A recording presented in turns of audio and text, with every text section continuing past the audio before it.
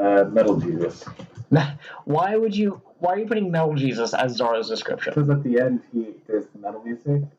I mean, I guess that's. Do you think later in the series that description in your notes will help you in some way? No, I'm putting it down. Oh, you're already recording.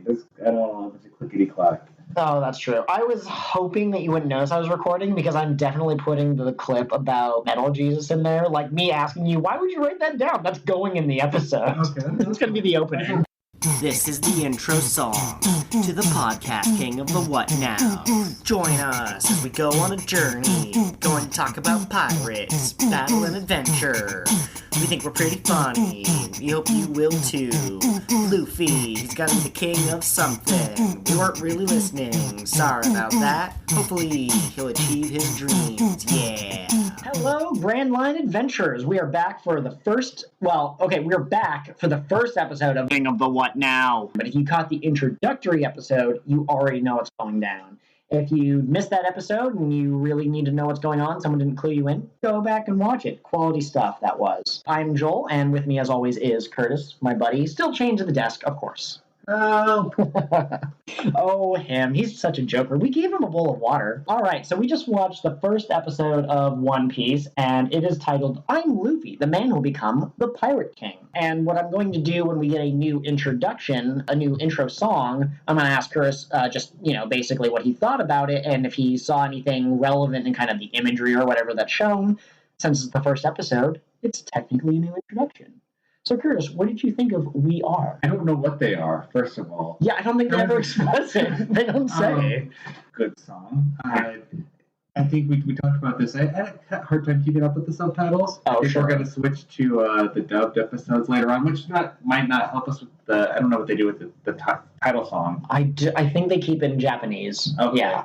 I'll have to keep up with it then. But, no, I mean, it was kind of just a typical anime fare. Sure. In terms of imagery, I mean, they showed a bunch of, I think, what ends up being part of the Straw Hat Pirate crew later. Yeah. Which isn't covered, obviously, yet in the first episode, because we have Luffy. Yeah. That's it. And he specifically says that he doesn't have a crew or anything like that. Mm-hmm. There's one opening in particular that, I mean, I'm not going to skip them. I'm not going to try to be like, avert your eyes. But the writers of the manga got a little upset with the anime because the opening revealed something that was going to happen in like 10 episodes that hadn't happened yet. And it's pretty obvious. Like, you see the opening and you go, isn't that a cow riding a bicycle or something like that? And then you have an episode where there's a cow, and it's like, I don't know if I can ever learn to ride the bicycle. And you slap yourself because, like, yeah, the opening showed us. You mastered that technique. Wouldn't it be better, though, if they couldn't ride the bicycle, just fail, and then the whole time they just have free music? Oh, it leads you down. It shows you, like, what could be. Yeah. Okay, that makes sense. Are you willing to listen to We Are until the end of time every day? No. Okay. There's like 19, 20 openings, something like that. I think 4 of them are like remix versions of We Are. There's a couple of episodes that play it in the middle of the episode, as many anime do. And so, too bad. If you don't want to hear it forever and ever, you will hear it forever and ever. Also, you asked a question when we were watching the episode, isn't the English version a rap? Let me explain for you and for any other people out there any adventurers out there who are unfamiliar. 4Kids originally got the dub for this show. They got the rights to it without having seen a single minute of footage. They thought it was a cute show for kids, and in the second episode, someone's going to get shot in the head. I'm sorry, spoiler alert. I don't know if it's the second episode, but soon we're going to get that, and the executives have later confessed that they had no idea that there's going to be guns and swords and dying and smoking and all that other stuff. So anyways, 4Kids got it originally. They tried to change the opening and make it more... I don't know if they're trying to make it kid-friendly. They were certainly trying to make it appeal to the kids. And that's the One Piece rap, which listeners, adventurers, whatever you want to call yourselves, I'm calling you adventurers. That's actually why I started watching this show. That's a little secret about the life of Joel, because I was young, I was impressionable, and I love that rap. Fight me if you disagree. So what you're saying is, as much as it's like a typical, the executives don't actually know what the kids want. In this case, they knew what the kids wanted. Yeah. They knew what I wanted. Yeah, exactly. Now I've become a long-term fan. But eventually they got in trouble for censoring stuff. They cut entire episodes, and then later those episodes were really important, and it just didn't work out. So eventually the rights went to Funimation, and Funimation does not do the rap. They do the actual opening, same as in the Japanese. That's fine. All right, That's fantastic. Same voice actors though? No, different voice actors. In fact, Funimation always uses the same voice actor. Not the same, but pretty regularly. They have the same kind of pool of people. And so Usopp is voiced by Krillin from Dragon Ball Z. I believe Luffy might be Trunks. I don't remember. But it's all the Dragon Ball Z people are back as the One Piece people. So what you're saying is, if I watched Dragon Ball Z, spoiler, I have not seen it, like hardly any of Dragon Ball Z. Okay. I would recognize some of the voices if we watched the Funimation one. Yes, okay. Exactly. All right, so let's look at these questions that I have prepared. Basic question: what did you think of the episode?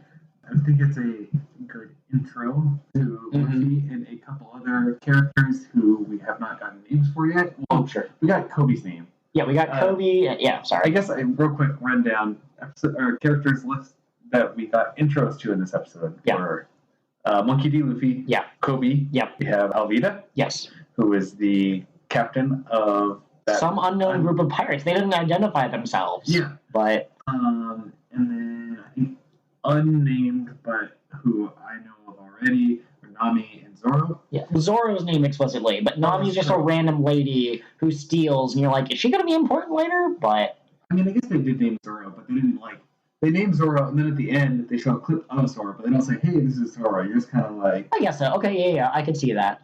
Yeah, all right. So Luffy doesn't really have a character arc in this episode, I wouldn't say, but Kobe is sort of the MVP a little bit, maybe, just because he goes from he's imprisoned by the Alvida pirates. They have a name, I swear they do. I'll look it up, but and then eventually he gains the courage to stand up to her. Yeah. Yeah. So, yeah. What do you think is going to happen in the next episode? Well, I think they explicitly said that Luffy is going to go try to get Zoro. To get Zoro. Well, so he has to figure out if Zoro's a good guy. Do you think Zoro's going to end up being a good guy?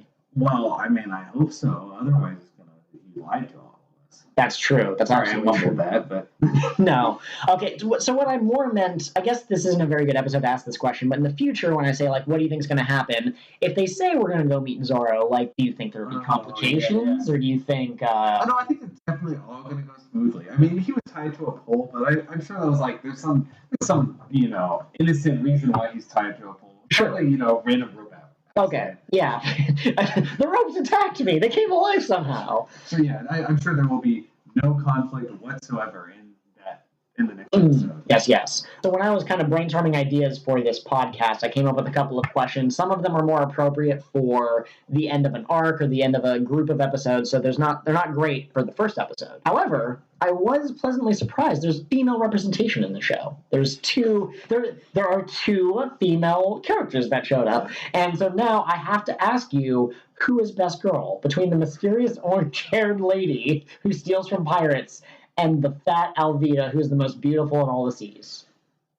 That for one of them is obviously stealing from people, but she's stealing from thieves. So I mean that makes her better, right? Mm-hmm. Morally. Whereas Alvida is just kind of like randomly swinging a club around. Okay, like, sure. People, it's kind of a toss-up, to be honest. Okay, you just can't decide between the two. That is fantastic. I'm sorry. Now, what if I told you that Alvida gets hot in 400 episodes? I'm going to believe you. You're going to believe me.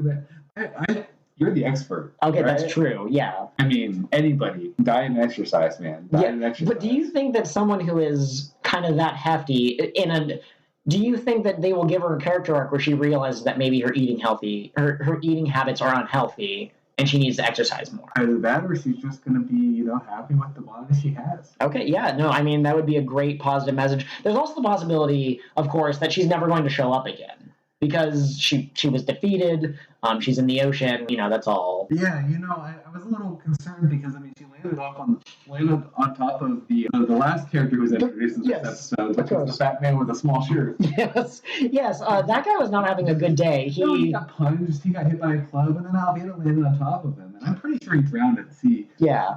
Who was going to save her?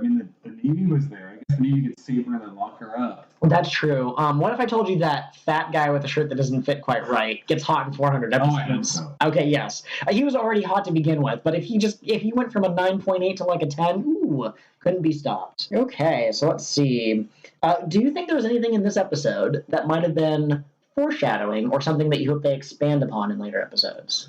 Well, obviously, showing Zoro at the end is foreshadowing for the next episode. Mm-hmm. The fact that they focused in on the unnamed family the whole time. Yeah. Like, well, not the whole time, but, throughout Kept the showing episode. her. Yep. Obviously, she's going to be a character. I think this is kind of, interesting to show that, hey, this character shows up a bunch in this early episode, and later on we'll actually introduce her. Which will be more interesting when we get to the introduction. He's like, hey, I know her. Mm-hmm. Yeah. We know that Kobe wants to join the Navy, so he kind of, like we were talking earlier, he gets the courage to stand up to Alvida, and then is working towards that goal now. So that's probably going to lead to something. I don't know if that's technically foreshadowing. It's just like setting the stage for future plot development and character development. I don't know if there's much other foreshadowing other than really the Zoro thing is kind of setting up for the next episode. They're just trying to tell you. They're not sure that they have your attention yet, so they're just like, here's what's coming up. Don't leave. Don't change the channel. It's great. You're going to meet a bounty hunter guy who's tied up. Clearly the most badass person in that. Yeah, clearly the music starts playing. It's like this metal, like intense sort of thing. Yeah. So again, I wrote a lot of these questions, just kind of assuming I would ask you every episode. I don't want to say, do you think something was foreshadowed in this episode for one episode, and then you automatically know, like, oh, I think something was foreshadowed. This is the only time you've asked that question, Joel. Don't be stupid. All right. The other thing that I found interesting is Alvida introduces herself as the woman pirate. Oh, that's right. Even if you had not seen any other thing from the show and you were fresh to the series, do you believe that there's only one woman pirate in all the world? I would find that hard to believe. Yeah. I mean, well, first of all, it's a, anime. So there's probably going to be more. Just because anime has a habit of, trying to play toward, this type of anime has a habit of trying to play towards a more male audience. So my guess is that there are going to be more female pirates. Absolutely. Well, and it is called shonen. And I know you know a little bit of Japanese, but shonen specifically is the age group of boys from, I don't remember the exact range. But yes, so that is a common technique used by anime, shonen anime. I am not a fan. When I was younger, I was a big fan, and then I kind of just was like, it's not really, I don't know, it's more, I'd rather have interesting characters and an interesting design and whatever, and like if there's some reason for them to, like if a woman decides to wear, I don't know, like a bikini to the beach, like that makes sense. It's in there. But shows like, Fairy Tail and Naruto and Bleach had fan service that didn't make any sense. And, you can kind of feel that they're putting in there just to pander to people. Mm-hmm. But yeah, of all the things about One Piece that I don't like, I think that is kind of one of them, is especially later they start to really kind of draw you in using that technique. The other question I'm going to ask you every episode, because if I don't ask you, they'll kind of tip my hand. Do you think this episode was filler? No. You don't? It's the first episode. That's true. So if they start off with the first episode being filler, that's a bad sign. Do you know what show did do that? Full Metal Alchemist Brotherhood. That show is marketed as Full Metal Alchemist true to the manga without as much filler, and the first episode was filler. I don't understand. So, episode 0, you asked me. Yeah. If I had seen other animes. Oh, yeah. That was the one I forgot. I've seen the original. Well, the original. The original. Yeah, the first Full Metal Alchemist. I saw that from start to end. I have not seen Brotherhood.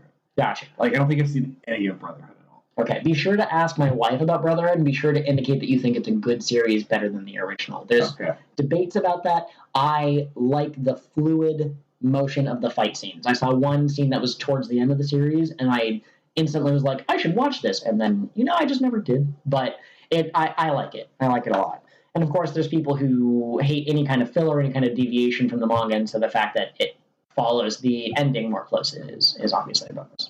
And we're not skipping fillers for this, right? We are not. And I'm going to ask you each episode if you think it's filler. Okay. Although, because we watch them together and you have my commentary, you'll probably be able to tell from the fact that I won't know what's going on. I skip most filler myself. Okay, so that is about that. Oh, one other thing, a question that occurred to me while we were watching the episode.